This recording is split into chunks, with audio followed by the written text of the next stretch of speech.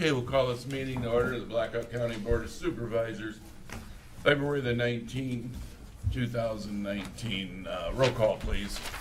Leyland. Here. Schwartz. Here. Trelka. Here. White. Here. Little. Here, would you please join us in a moment of silence?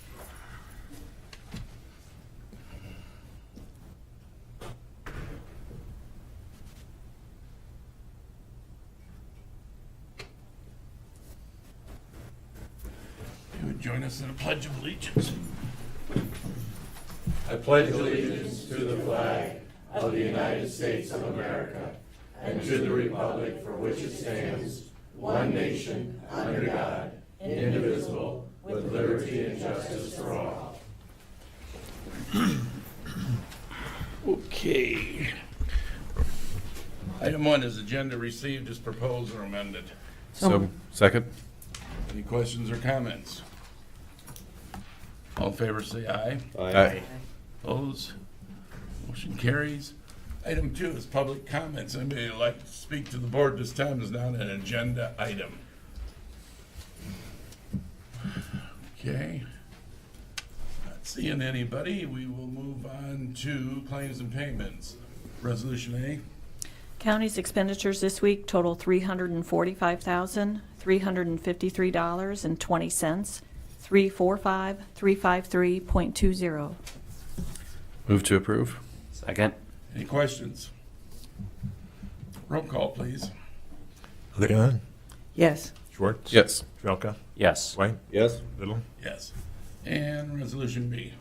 Country View's expenditures this week total $15,975.28, 15975.28, and that includes the fine to CMS of $14,217.45. Move to approve. Second. Any questions on that? Roll call, please. Schwartz. Yes. Trelka. Yes. White. Yes. Leyland. Yes. Little. Yes. Okay, item 4 is receive project updates from department heads and or elected officials. Kathy's not here. Kathy's not here, that's unusual. Okay, seeing none, we will move on to item 5, minutes approved for February the 12th and the 13th of 2019. So moved. Second. Any questions? All in favor say aye. Aye. Opposed, motion carries. Item 6 is a consent agenda. This will be made with a single resolution. Second. Any questions on the consent agenda? Roll call, please. Schwartz. Yes. Trelka. Yes. White. Yes. Leyland. Yes. Little. Okay, item 7, other business. This is a motion at the personnel rec for assistant county attorney. This would be a full-time in the county attorney's office be approved. So moved. Second. I believe this is a backfill. Okay, all in favor say aye. Aye. Opposed, motion carries. Item B, a resolution of the policy release statement removing the Country View buildings, Dunkerton Road, along with additional property equipment from the county's liability policy be approved. So moved. Second. Any questions on what this is? No. Okay, roll call, please. Trelka. Yes. White. Yes. Leyland. Yes. Schwartz. Yes. Little. Yes.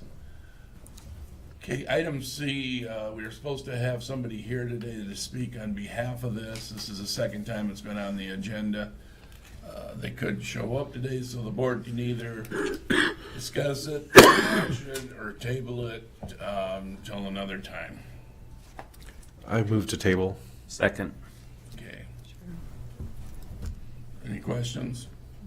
We'll make sure Dana doesn't put it on until we make sure somebody's here, because I think the second time. Okay, all in favor say aye. Aye. Opposed? Motion carries. Item D is a motion to direct the finance director to advertise for a public hearing on the proposed Blackhawk County budget for fiscal year 2019-2020. Second. It will be held on March the 12th at 9:05 in the boardroom 201. Is there any questions on this? favor say aye. Aye. Opposed? Motion carries. Item E is motion pursuant to Iowa Code, Section 35B, the Board Supervisors approves Veterans Affairs Commission hiring of a new Veteran Affairs Director. This is an exempt position at an annual salary of $61,000. So moved. Second. I'd like to see this as a roll call rather than a motion.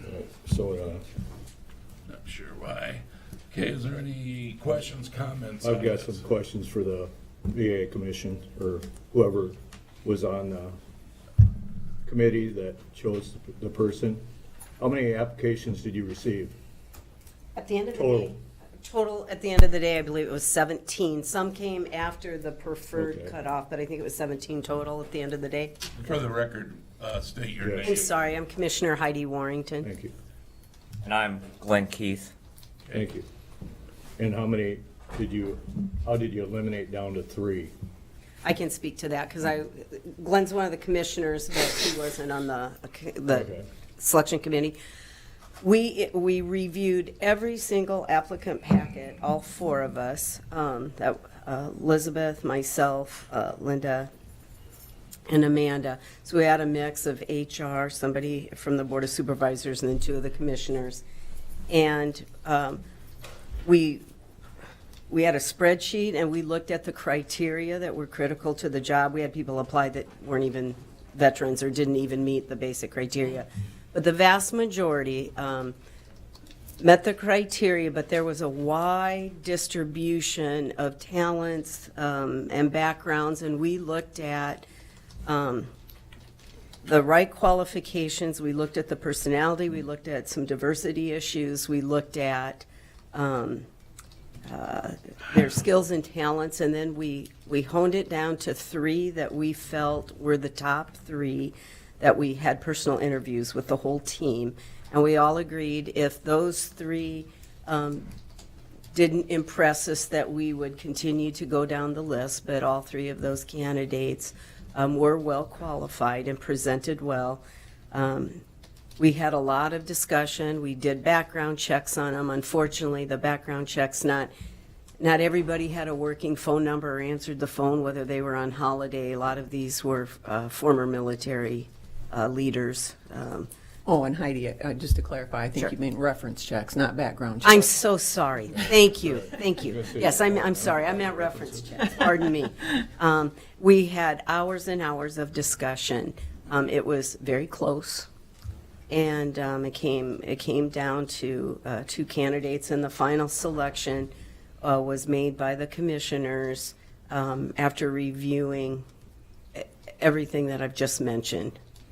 You said personalities. How can you do a personality when you don't bring the people in to see? Oh, we did, though. No, I I'm mean sorry.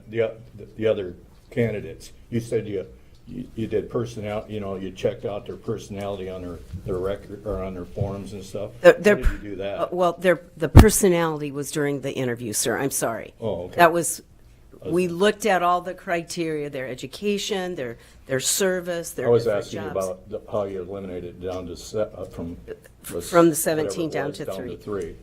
That was based on their applications, their history, and we looked at before we even looked at anybody, we had our list of criteria Okay. that were critical. We had the minimum requirements, and then we had critical issues that we thought would kind of separate, float to the top versus those that are interested, but maybe we had a lot of candidates apply that were quite young and not so experienced, which we had them on the list, but we had them down a little bit lower. We looked at people's, I don't think you can say that truthfully. That's well, experience with supervision is one of the criteria because it's a supervisory position. So that's when I said inexperience. I was talking about that didn't have supervisory experience in some of the job qualifications. Okay. And we were very prepared to, say, we selected the 3, but we were very prepared to go expand that list to others. And the other thing, I asked Miss Leyland, who was on it, and she wouldn't give me the information. So HR said it couldn't be released to even the supervisors. That's not right. Well, no, Craig, I want to be clear. I said the selection committee was going to keep that information confidential because, as I mentioned to you, to respect the confidentiality of those candidates that were, in this case, the second and third, and to not make that public, I get as respect to that. You just said, no, I can't tell you. And, well, I said as a selection committee, we decided to keep that information confidential. Okay. I'm sorry that you felt it wasn't directed at you. I'm a supervisor and I'm also a veteran. I had a right to know. Well, you could have sat on the, I mean, I I'd asked have been you. happy That's for you all to I'm sit on the selection committee, and you were asked to, and, No, I wasn't. well, That's a negative there too, Miss Whalen. well, I'm sorry. I was told that you were extended that opportunity, and you didn't choose to do it, so I'm not trying to pick a fight here with you. I'm not just trying to pick a saying. fight with you either. I'm just stating a fact. Pam, did you have something? I'm curious, how extensive was the background investigation? The reference check, I used the word, an incorrect term, sir. Okay. Well, I mean, H, HR. yeah, well, the reference checks, HR followed up on them. RHR? Yes, well, RHR, yes, in this building, Amanda did. Thanks. Yes. Did I answer your question, Mr. White? Somewhat, yeah, somewhat. I'd just like to thank all the applicants for their willingness and interest of serving this county, and I want to thank the committee for all their due diligence that they did. Thank you. Any additional questions? Well, make sure the other two that were interviewed, we get a letter off to them. And the other candidates. And probably the other candidates thanking them for Yes. their, so this action today, are we here today then to appoint a director? Yes. Yes. Okay, there's no name or anything on here, so, I think that might have just been an Okay. oversight. Well, we'd like to present our. Our selecting, Yolanda Lovelace. okay. Lovelace. Yolanda Lovelace. Good morning, Chair and the Board. Good morning. My name is Yolanda Lovelace. Do I have to go through the formula letting you know where I live? I can tell you that. No, I'm just looking at the minutes. Just wanted to break the ice. Hey, I'm a 1982 graduate of East High. My mom and dad are 30-year John Deere employees. My mom's still very active in the UAW. My brother is a all-state football player, Darius, from East High.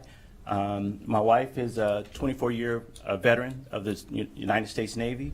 I have a sister who's was a retired E8 in the Air Force, and my only daughter, she's married to an E5 in the Air Force. So we kind of pit her for that. But Yolanda, I'm a 30-year Navy veteran, and since I retired in 2014, I've been associated with veteran associations since I've been out.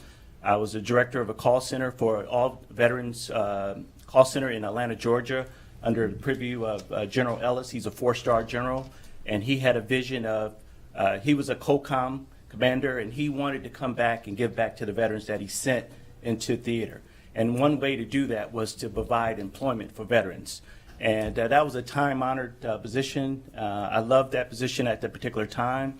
The other thing I wanted to show you was that I've been in leadership for over 25 years. I was an E8, and then I converted over to W4 when I retired as a CW04. And so I've been in leadership for about 25 years. And I wanted to find out what it's like to be a normal person. So again, being with a veterans affiliation, I worked for Home Depot on a third shift, and because Home Depot is a veteran-centric organization. And then I worked for the post office in Atlanta at one of their mail handling organizations. Again, the post office is one of probably the most number one as far as hiring veterans. And then I've had an opportunity to acclimate myself back to Waterloo. I left Waterloo in 1984, and I just got back here in 2015. My mom and dad still living, so I said, hey, let's come back home. One way to acclimate myself back to Waterloo was I pushed mail right here as a mail carrier for about 6 months.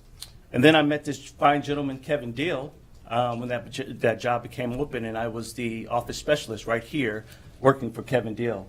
And it's what a time-honored opportunity I had to work alongside this professional. He taught me a lot about caring for your veterans. Now, again, I was in the leadership position, and one thing we do is we take care of leadership. And how do we take care of leadership? We do not allow things to roll down. We accept the responsibility and we abide by it. Well, Kevin showed me the other part of that is the humility part. And the humility part runs a little deeper than just the servanthood. And so he showed me how to go out, take care of a veteran, provide the care and nourishment of that veteran. So when that veteran walks in the office and leaves that office, he knows he's been catered to. He knows he's been cared about. And because, as you know, one of the greatest things that we have is the fear of a veteran leaving our office, going out in the parking lot and shooting himself, because it's happening. It's not happening in the state of Iowa, but it's happening all over the other continental United States.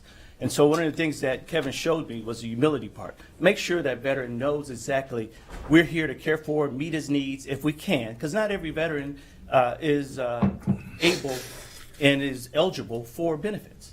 But we have to know how to actually tell them that in a humble way, and I've watched that professional do that. So it was an honor working alongside of you, Kevin, to see exactly what you're doing for this great city of Waterloo, and with the opportunity, if you accept me, I'll do that same thing. I have Kevin Deal in me. I'm not Kevin Deal, and I think my hardest and my roadblock is going to be that where people is going to expect the same thing out of me as Kevin. I'm not Kevin, I'm Yolando, but I do have a lot of what Kevin has showed me, and I'm going to carry that. So I've accepted jobs before. As an officer, you swear and you confirm that, hey, you're going to carry out and do it in faith and in good standings. And if you accept me, I'll do that same thing here. I'll make that swear, I'll make that an allegiance, and I'll do everything I can for the Black Hawk County commissioners, for one, for thanking me, but for every veteran that serves here in Black Hawk County. Thank you. Thank you. Thank you. Is there any other board member, or Chris, anything? Nope. Nope. Linda, Dan? Okay. So, commissioners, we're assuming you're nominating then this candidate here as your director? Yes, we had a unanimous vote recommending Yolando Lovelace for this position. Okay. Thank you. Thank you. With that, I'll accept a motion from the board.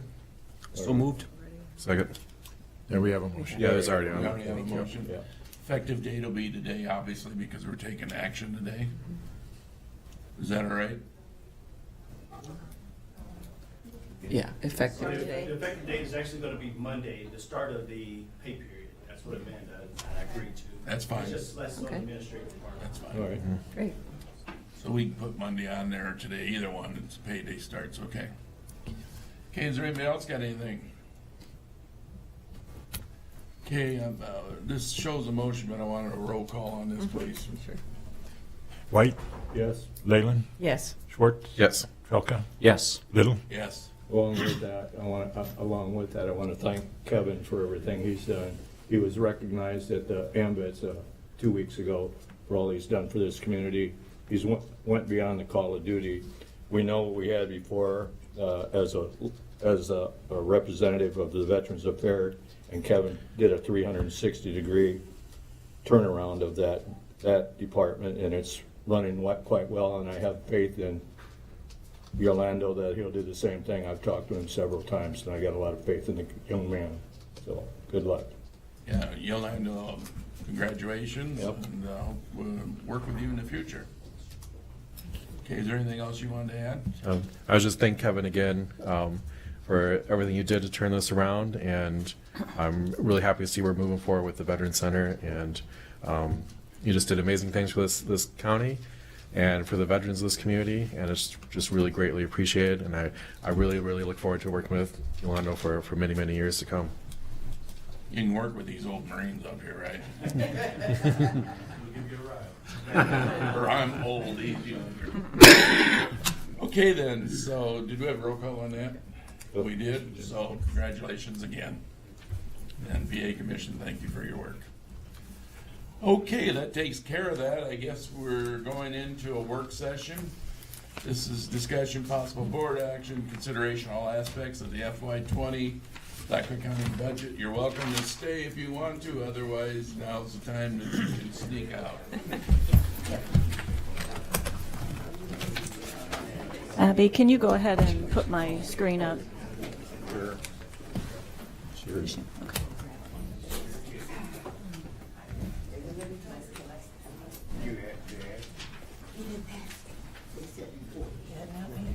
You weren't kidding. That cut down on the cost. Yeah, you too.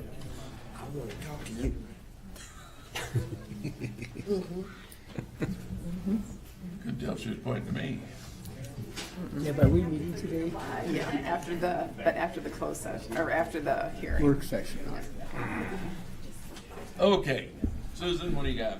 Okay. Well, I wanted to bring the budget back for one more final discussion. With the legislature looking at property tax reform this year, I'm a little concerned that our plan to use general fund reserves to reduce our levy in the current budget year could have negative implications depending on what type of legislation is proposed or passed. If the legislature is going to look at placing some type of cap or limitation on general fund property tax levies, and they're going to use FY20 as a basis, then that could jeopardize our taxing ability in the future. So what I did is, and this it kind of was came about last week. I think there was a bill introduced dealing with property tax reform, taking a closer look at it. I don't know that this particular bill would impact us, but I'm not sure what type of property tax reform will eventually be, if there's anything passed this year, what type of form it would be. But I think it would be risky for us this year to reduce our general fund levy using reserves. As an alternative, what I am suggesting is that we could use our debt service reserves. As I mentioned before, and we did this last year, we have, at the end of FY18, we had about $2 million in debt service reserves in our roads and bridges fund. We are planning to use $500,000 in this current fiscal year. We did that last year during the budget so that we could offset the amount that we included for Country View. So we have some reserves there that we can utilize if we want to reduce our tax levy rate. And using even up to $1 million, in the latest proposal that I sent out, the two gray shaded columns, the scenario 3 was what you had approved last week, using reserves, general fund reserves. We would end up using about $1 million in general fund reserves. The gray shaded column, the first one that you see, uses $1 million in debt service reserves. And it brings us down to really approximately the same rate, $6.30, and for residential, based on 100,000, $358 property tax. Using that, I could bring up the debt service expenditure schedule. And the reason why this would be okay in this year, in FY20, our total debt service expenditures for roads and bridges and CIP is $4,767,000. That's total expenditures. In FY21, we're going to be dropping that by about $1.3 million. And so we can do that where next year we would be looking at a much lower debt service levy anyway. Now, we had potentially looked at the possibility of bonding. We've got Grundy Road coming up. A previous schedule spreadsheet that I had sent out had some bonding for Grundy Road in FY21. But again, if we use debt service reserves this year instead of general fund reserves, and if the board still wants to look at reducing those general fund reserves, then you could come up with a plan outside of the budget to do that. You can do it with additional capital or allocating more of your reserves into the CIP fund, restricted for capital in the future. You could decide to use some for Grundy Road instead of bonding. There are several different options there that the board can discuss, after we set this budget for how you want to spend down those reserves. And I guess my only other thought is, we didn't get to this point with our general fund reserves overnight, and I don't really see the urgency in using them, or coming up with a plan right now to spend those down. But there's plenty of opportunity. We've got capital projects coming up. Grundy Road is a good example. If you really wanted to get those reserves down, you could do that. So, so going back to that proposal, that would be my recommendation.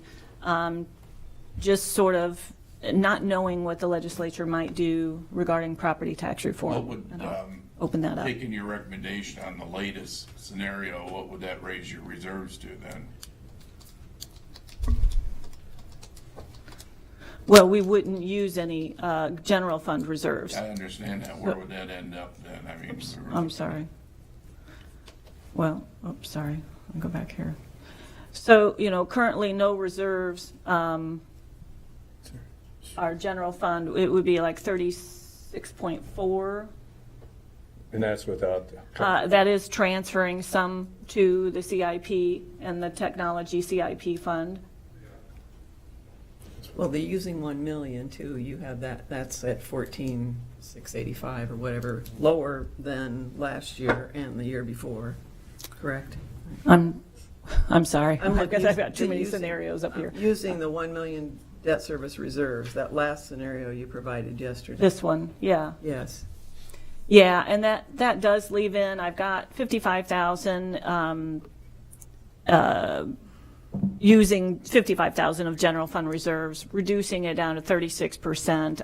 That 55,000 is money, the capital things that will come from jail, room and board, and attorney fine collection, but that's pretty minor. So.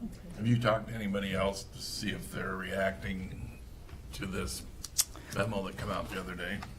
I haven't. I was in on the Urban County call on Friday. Larry and Gary, this bill was just introduced, but they did say that they felt that it was a main objective, I guess, for the governor and legislature this year, property tax reform, and whether it was this bill or some other form of a bill, they felt confident that something would be done this year, or they would try to do something this year. Yesterday I talked to Lucas up at ISAC, and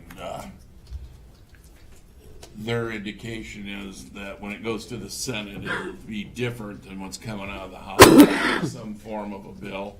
Still expecting that, but it'll be a little different variation from what's going to come out of the House. Oh, I'm Right. sure it will be. I'm sure there'll be changes throughout And the this full all session. came about, really not the governor, it's just a lot of the elected officials up there said they were getting responses from the people they represent on these taxes and being taxed and all this. That's where all this is coming from. Yeah, well, because I think we saw it as a possibility, they'd come in and scoop again the county's resources and tell the county exactly, kind of mandate what to So do. we really don't know for sure what version's gonna come out, if any. I mean, No. there's a good probability there is gonna be something coming out of the Senate on this. Well, I know the lobbyists did say the House likes it, the Senate likes it, and the governor likes it, so the high probability that they'll do something, it's just what. So I think Susan was just trying to be responsive to say, okay, we were actually in a perfect position by having a week, I guess, to even look at this. Otherwise, we could have made some decisions. But you didn't look at anybody else, any other counties, to see if they're adjusting their budgets or? No, and the only reason, I don't know if there's any other counties that would be planning to use. It's only because we were planning to use so much of our general fund reserves to reduce our levy in this year, and just trying to be cautious about what might happen, and not getting us into a bind where we would be capped at some amount that based on our what we do this year. So. And I think they believed it was obviously targeted a little bit more at the urban counties. So as urban counties, there would be, like say, our funding probably at risk. But there were some members of that urban county coalition that also said it was ridiculous legislation. So just seeing that and the impact it could be for us. The bill that was introduced also deals with general fund reserves. So it, Does it say something about spending down reserves or something in that bill? yes, it deals with that. Okay, board, what's your pleasure? So you explained to me so if we're using debt service reserves to still kind of maintain that lower levy rate that we're going for, how does that protect us differently if there is something that caps us with the levy rate? So right now, and we will need to use our debt service reserves at some point. They can only be used for principal and interest on our bonds or debt service expenditures. Right now, looking at this box over here, forgive me for the, but so this is with using $1 million in our general fund reserves, and so that reduces our levy down to the total general fund levy down to 26 million. And then this is our levy for county services, and then debt services, and then rural basic. And so if we would add $1 million back up here and take $1 million off down here in debt services, they wouldn't be, you can't really cap, a county's debts. I mean, there's, Iowa code deals with our maximum, debt, limitations and so forth, but we are way below our current debt capacity. So using the debt service reserves and adjusting this levy, I can't imagine there would be any risk of anything. This is about how it impacts the general supplemental levy. Right. And gives us the more flexibility in that to respond to what might happen. Right. Okay. I guess I would feel more comfortable if our general fund levy was covered all of our actual needs, so that if there was any sort of like cap or limitation on that, at least in this year, we would have enough in that levy that would cover what we are actually spending. So I guess the best way to describe this is prudence. We're proceeding with prudence. and I think, coming back over here to our debt service expenditures, so we have about 2 million, we're using 500,000 this year. If we use $1 million next year, we will still have another 500,000. Depending on what you want to do, next year, and we'll have plenty of time to talk about this, but if we do decide to use some of our general fund reserves for Grundy Road or bond, there's things we can do here. We can adjust our initial principal and interest payments so that we keep this amount, this 3.7, if we're taking it down to that this year, so that we sort of keep it level. We can, even if we added in an amount here for a new bond issuance, we've got a little room there, and we can set those principal and interest payments at what we want going forward. Or that could be a plan to use some of our general fund reserves, and however you want to do that. But that gives you more opportunity to discuss how you want to spend those down, or how you want to use those, and it just gives us a little more flexibility. And this is all based on what the current bill is, correct? Well, it actually, taking a closer look at it, I don't know that it would be a problem for us if we went ahead with what we had decided last week, reducing our general fund levy, using reserves. I guess I just, I wasn't thinking about it before that they might come and do something where we would, be limited or capped, and it kind of raised a concern with me. And so I just wanted to kind of hold off and bring this back and have another discussion to see. And I think this alternative gets us to the same tax rate if we were comfortable with that. And that's not to say that you still cannot proceed with finding a plan for those general fund reserves. But this, I think, is very doable and gets us back down to the tax rate that you had agreed upon last week. But The only unknown thing is if the Senate changes too much language in that bill, it throws us a curveball and Yeah. and there's nothing we can do about it. that we won't, there's nothing we can. Yeah, the unfortunate part is that the state always waits until, That's you know, exactly right. May or June to make these decisions, but we've got to make decisions now. So I think this proposal to use these debt services reserves kind of puts us in the best position to be able to maintain, decent levy rates and make sure we're providing services and that we're not in a big hole next year. I agree. As long as it stays that way. Right. Yeah. So, Okay, board, what's your pleasure on this? I will make a motion that we use $1 million in debt reserves as articulated in this proposal. and I'll second that. Okay, any other questions or comments?